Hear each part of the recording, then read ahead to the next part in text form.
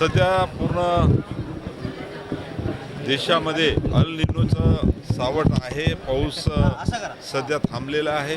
पावसाची अपेक्षा आपण सर्वजण करतो आहे, परंतु पडलेल्या पावसाला कशा पद्धतीने जमिनीच्या मध्ये मुरवायचं आणि पाण्याचं साठवण कसं करायचं यासाठी मृद व जलसंधारण खात्याच्या माध्यमातून या ठिकाणी वेगवेगळे उपक्रम चालू आहे, अभियान चालू आहे। आता नुकताच जलसंधारण दिन आम्ही साजरा केला आणि त्या माध्यमातून वॉकेथॉन स्पर्धा घेतली।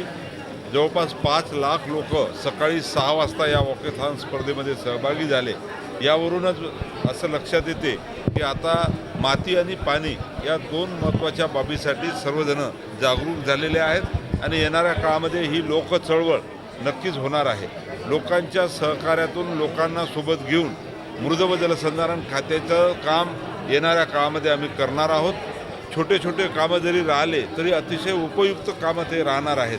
नाला बंडिंग असेल, ग्रॅबियन स्ट्रक्चर असेल, माता ते पायथा असेल, CCT असेल, छोटे बंधारे असेल, छोटे धरणं असतील आणि या माध्यमातून हे स्ट्रक्चर या ठिकाणी उभं करणार आहोत। तसंच राज्यात यापूर्वी 10-20 वर्षामध्ये झालेले स्ट्रक्चर, या सर्व स्ट्रक्चरची माहिती घेऊन त्या स्ट्रक्चरची स्थिती काय आहे, त्याला दुरुस्ती करण्याची आवश्यकता आहे का, हे सुद्धा काम आम्ही हातामध्ये घेतलेलं आहे।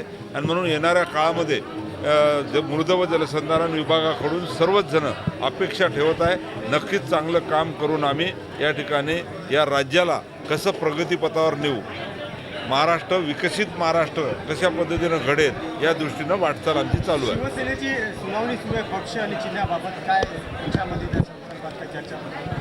सत्य परेशान हो सकता है पण पराजित हो नहीं सकता असं मला वाटते।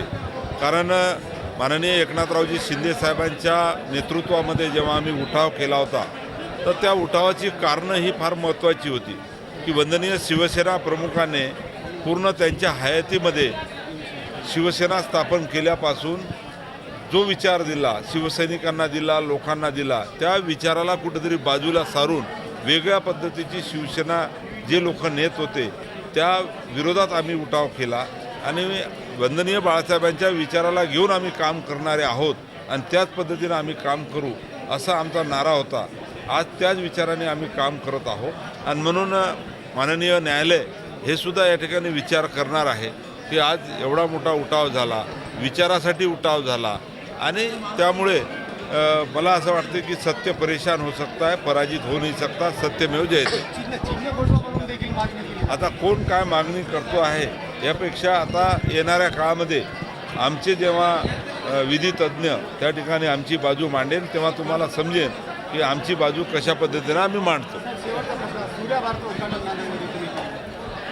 हॉटेल सूर्या प्राईड हे खरं तर नांदेड शहराच्या वैभवामध्ये भर टाकणारी वास्तू या नांदेड शहरामध्ये सुरेश भाऊ राठोड, रमेश भाऊ राठोड, अनिकेत आणि बॉबी यांनी उभी केलेली आहेत। ते माझ्या जवळचे आहेत आणि आज 3 स्टार हॉटेल या ठिकाणी होणं फार गरजेचं होतं, कारण नांदेड ही पर्यटनभूमी आहे, नांदेड हे तीर्थक्षेत्र आहे, शीख समाजाचं श्रद्धास्थान आहे, देश विदेशातून लोक इथं येतात आणि या नांदेड शहरामध्ये आल्यानंतर एक 3 स्टार हॉटेल या ठिकाणी असणं फार गरजेचं होतं आणि त्यामुळे त्यांना मी धन्यवाद शासनाकडून मानले की पर्यटन त्या गोष्टीला तुम्ही महत्त्व देता, परंतु आज विदेशातून लोक आले, भाविक भक्त आले किंवा पर्यटक आले तर त्यांना ज्या गोष्टीची आवश्यकता आहे त्या गोष्टी या ठिकाणी उपलब्ध करून देण्याचा पुढाकार राठोड परिवाराने घेतलेला आहे आणि म्हणून आम्ही सर्वांनी